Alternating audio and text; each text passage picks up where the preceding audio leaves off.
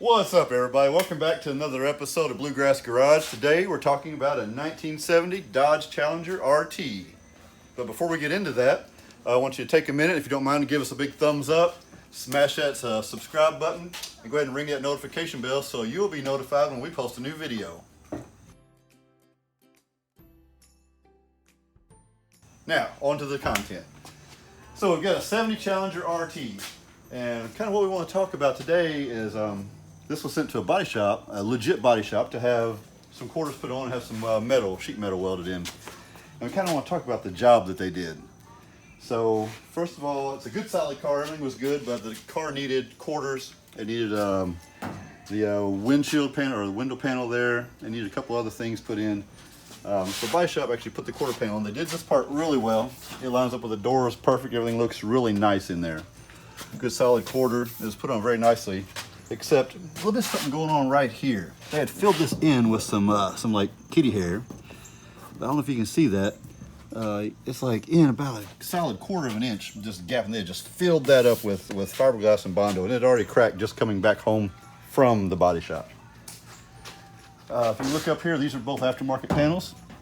We have a gap that just doesn't quite line up.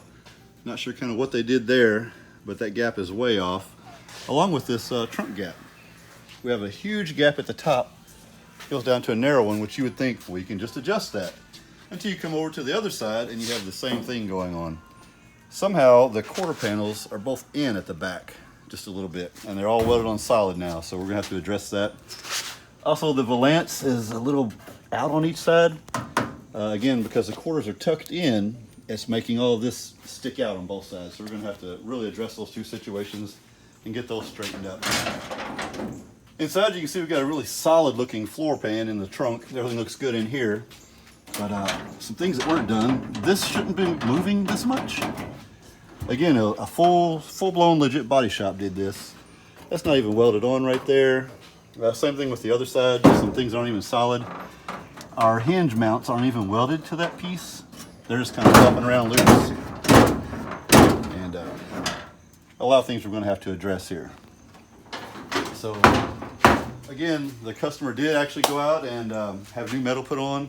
So we were just talking about this. I'm not sure if it's an issue with modern body shops don't know how to deal with old cars anymore. I mean, it's a lot different than pulling a fender off of a 2014 Ford truck and doing a little frame straightening. They had to actually line things up, weld pieces on. Maybe it's not the best thing for just a regular run-of-the-mill body shop to do. I'm not sure, but we're definitely going to have to address that here in Bluegrass Garage and get this thing straightened out. So again, hit that notification bell because we're going to have a lot of updates on this car as we do the progress of this thing.